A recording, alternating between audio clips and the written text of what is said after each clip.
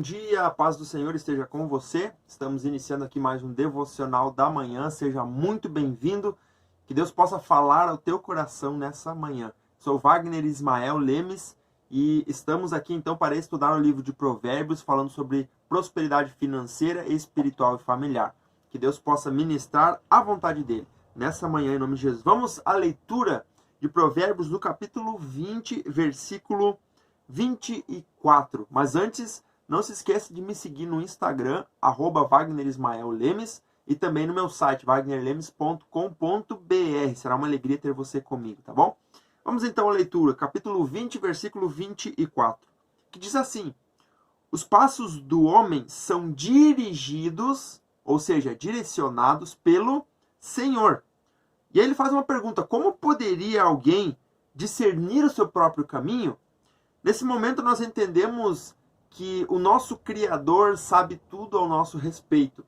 Nós que somos as criaturas, na verdade não sabemos nada ao nosso respeito. Quem sabe é Deus. Por quê? Porque nós não vemos o nosso futuro. Nós não sabemos o que vai acontecer no dia de amanhã. A gente planeja, como a gente já leu anteriormente em alguns textos atrás, que o homem faz planos, mas a resposta vem do Senhor. Por quê? Porque é Ele que conhece cada um de nós. Então nós precisamos entender que confiar em Deus é deixar Ele dirigir os nossos passos. A gente precisa fazer planos, sim, mas sempre dependendo do Senhor, porque Ele conhece o nosso interior. Ele sabe quem somos realmente. Versículo 25. É uma armadilha consagrar algo precipitadamente e só pensar nas consequências depois que fez o voto. Então aqui a gente entende que o voto ele deve ser feito racionalmente e nunca emocionalmente. Muitas pessoas fazem votos emocionalmente, ou seja, baseado nas emoções. Eu estou sentindo agora, ou nossa, aquela coisa assim, eu vou fazer o voto, e faz um voto precipitado e acaba sofrendo as consequências quando não consegue cumprir o voto. Então a gente precisa fazer o voto racionalmente, ou seja, pensando no que está fazendo. Porque ele diz ali que é uma armadilha consagrar algo precipitadamente. Então, muito cuidado quando você fizer um voto diante do Senhor, porque você precisa cumprir, senão as consequências vêm. Versículo 26. O rei sábio abana os ímpios e passa sobre eles a roda de debulhar. Aqui ele está falando de uma colheita, né? Quando acontece uma colheita, então, vamos supor aqui que seja trigo ou arroz, que tem a sua palha, né? Então, quando o rei, ele nesse sentido aqui, ele abana os ímpios, é como se ele estivesse soprando para tirar a palha. Então, no caso do trigo e do arroz, que você precisa tirar o que está dentro da palha, você faz todo o processo de moagem, né? Você moe, passa o trilho, né? Como ele diz ali, passa sobre eles a roda de debulhar, é uma trilhadeira. A roda de debulhar é justamente para separar, no caso, o grão da sua casca, né? E fica só a palha. Então ele sopra essa palha, separando o que é bom do que é ruim, o que presta e o que não presta. Então ele fala aqui que o rei sábio abana os ímpios. Os ímpios seriam o quê? A casca, né? Aquilo que não presta. Ele assopra e joga longe. Fica com o quê? Com aquilo que é bom. Então é muito interessante esse versículo aqui.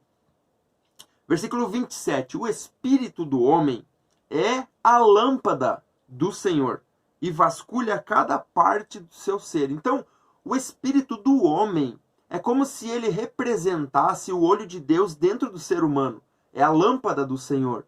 Ele vê tudo que está dentro de cada um de nós através do nosso espírito. O Espírito de Deus está em nós e ele sonda o nosso coração através do nosso espírito, porque eles ambos estão em comunicação, o Espírito de Deus com o nosso espírito. Ou seja, o espírito do homem é a lâmpada do Senhor e vasculha tudo que está dentro de nós. Então o Senhor sabe tudo que está dentro de mim e de você, seja nos pensamentos, emoções, aquilo que está guardado, que até mesmo nós não sabemos e não imaginamos que está lá dentro de nós. O Espírito de Deus, através do nosso espírito, está ali, sondando. A lâmpada de Deus, através do nosso espírito, está ali, né? Tirando para fora tudo aquilo que está dentro do nosso coração. Por isso que, muitas vezes, quando a gente não consegue realizar algo, a gente está travado em alguma coisa, a gente pede ajuda para o Espírito, para que ele tire de nós, porque a gente não consegue por força própria. Mas o Espírito Santo, ele sabe, porque ele está em comunicação com o nosso espírito. Ele sabe tudo que está dentro do nosso coração e da nossa mente, lá no nosso inconsciente ou subconsciente. Então, o espírito do homem é a lâmpada do Senhor e vasculha cada parte do seu ser. Versículo 28. A bondade e a fidelidade preservam o rei. Por sua bondade, ele dá firmeza ao seu trono. Então, um rei, um governante, ele só permanece no seu trono ou no seu cargo mediante a bondade, porque aquele rei ímpio que só comete injustiças, crueldade e maldade não permanecerá no seu trono, né? Então, a gente entende isso aqui, vamos supor para lideranças também, né?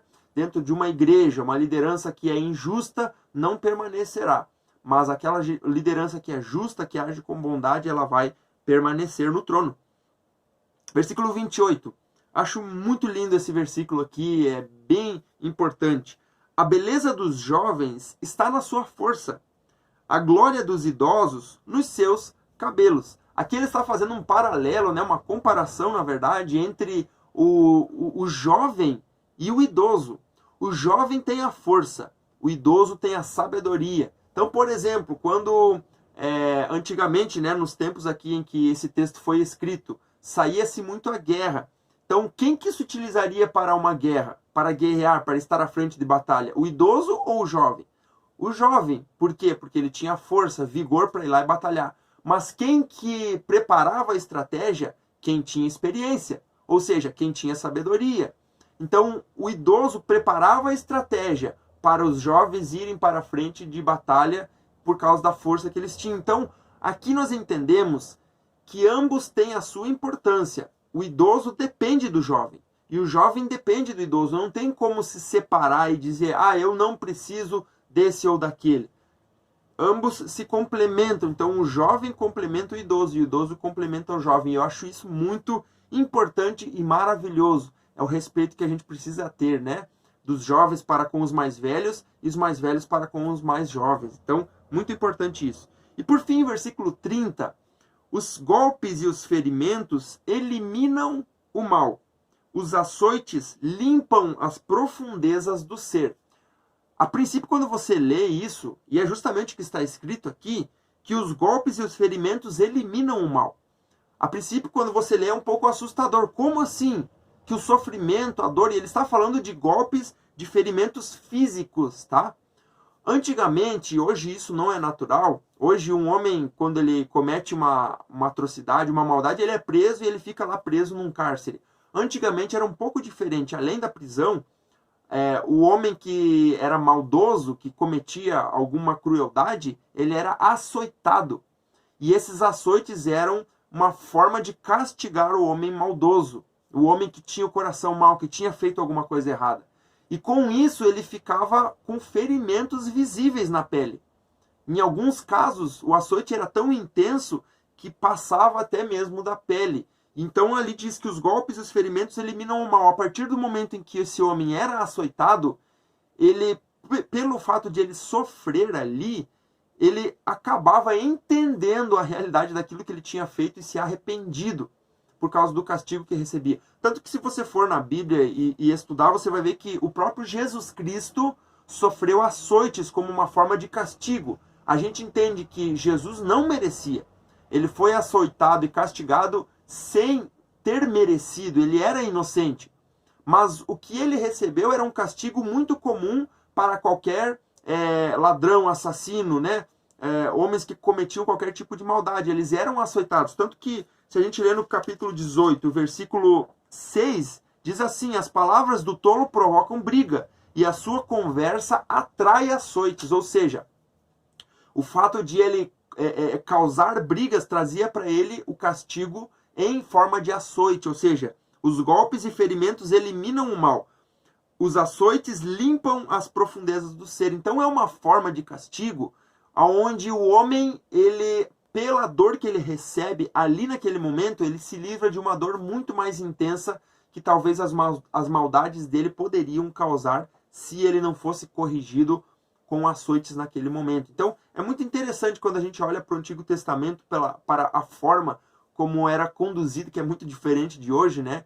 Hoje o ladrão ele vai lá, rouba, vai para a cadeia, fica um tempo, volta para a sociedade e continua fazendo aquilo que ele estava fazendo, né? O assassino vai lá, comete as maiores barbaridades, mata pessoas, vai para a cadeia, fica um tempo, é solto e continua fazendo aquilo que ele estava fazendo. E antigamente já não. O açoite fazia com que ele repensasse e se arrependesse da forma como ele agia. Amém? Graças a Deus. Então, finalizamos aqui capítulo 20. Tenho certeza que Deus tem falado com você. Você que está pela primeira vez aqui, me acompanhe. De segunda a sexta-feira nós estamos aqui a partir das 6 horas e eu tenho certeza que você será edificado pela palavra do Senhor. Vamos orar? Se você pode, feche teus olhos e oremos ao nosso Deus. Pai, obrigado por essa manhã, pela tua misericórdia, bondade. Obrigado por cada um que está aqui comigo, Senhor. Nos ajuda, Senhor, a agir da forma correta, Senhor, ser justos em todos os nossos caminhos. Nos dê sabedoria, Pai, nos dê discernimento e que os nossos planos estejam, Deus amado, pautados na tua vontade, porque a gente sabe que tu conheces todas as coisas, inclusive aquilo que está dentro do nosso coração, aquilo que está no mais íntimo do nosso ser, no nosso inconsciente, que muitas vezes a gente nem sabe que está ali.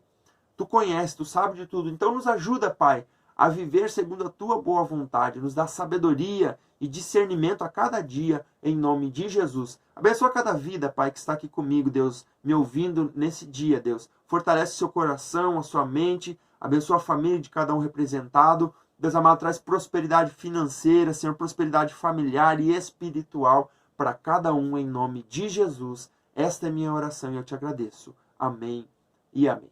Graças a Deus. Que Deus abençoe tua vida. Se você não é inscrito, se inscreve agora. Aqui embaixo tem um botão de inscrição. Coloca ali inscrever-se. Clica ali e também deixa o teu comentário. O que Deus falou contigo? Aqui embaixo. Coloca ali o que Deus falou contigo. E se você puder, compartilha com mais pessoas. Você tem um link também aqui embaixo. Você pode compartilhar com mais pessoas para que mais pessoas sejam abençoadas com essa palavra de hoje. Que Deus te abençoe. E nos vemos agora na segunda-feira, tá? Que você possa ter um final de semana abençoado e de vitória em nome de Jesus. Até na segunda-feira, às 6 horas, estamos aqui novamente. Deus abençoe.